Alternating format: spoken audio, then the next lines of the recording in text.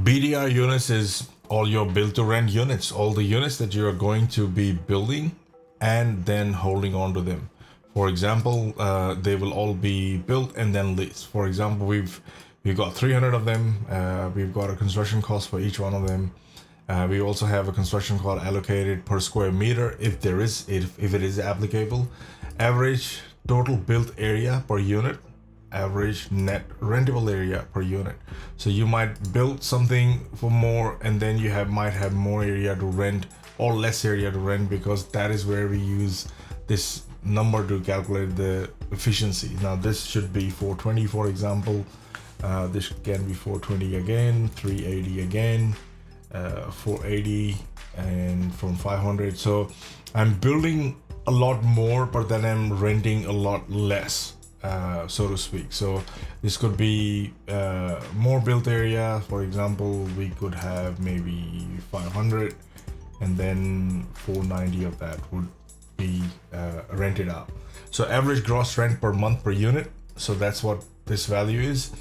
And that's why I said, though, when you are using the dashboard and putting in all these values over here, you're basically, those values automatically show up here in orange cells. So you can go in here, you'll see this has a formula, but it's editable.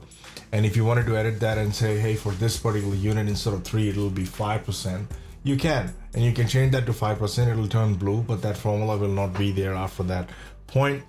But it helps you save time from re-entering all that data again for each individual unit. We wanted to provide enough flexibility that you can do that for each separate unit, because I'm a developer myself. I've done this, and I want that flexibility. When I do my own feasibility for projects, I want that flexibility. And the other column over here is GST on rent. If you wanna, whatever your rent is that you are calculating here, again, it's not applicable to people from US because there is no GST there. But for anywhere else, if you're building something and developing something, you're gonna lease everything out. Do you want to add GST on top of it, especially if it is a commercial unit? Now, this is not, again, BDR is everything that you are holding. It is built to rent. So you'll not be selling it, but this GST will be added on top of the rent. So it goes into your cash flow later on from it. So again, it is added on top of it because this is net of GST. This is just X GST here. We enter all our costs, including GST, but all our rental stuff is added excluding GST. And that is how this whole application is built. So you have to remember that. And you got base monthly rent. This automatically gets calculated. Press save and refresh, and you'll have all these different values here. Now, if you wanted to change a method here and go in this section and say you wanted to construction cost calculation per unit or per square meter, and that's the reason over here we have the square meter rate also. So depending upon what you selected there, we will pick up the data from there. So if you have only selected per unit, then you don't have to have any values in this at all. You can delete them. I'll just leave them there because that's the data that we have at this stage for the sample test run.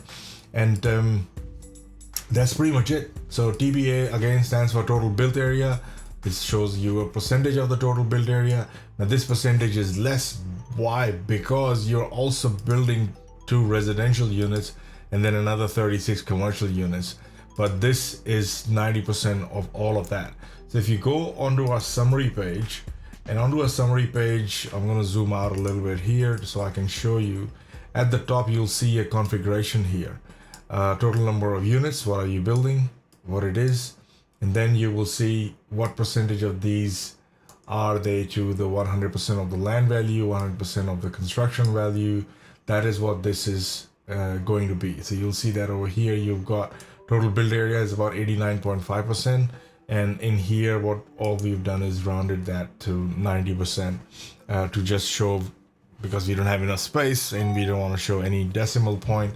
So we just got that rounded figure here. Percentage of net rentable area, total overall efficiency, construction cost, land value, and whether or not that cost center that you've just selected here, which you entered in your cost centers over here, whether or not they include GST or not include GST. Now, this is something you have to remember, whether or not it is getting sold or rented, and whether or not that GST has to be added here.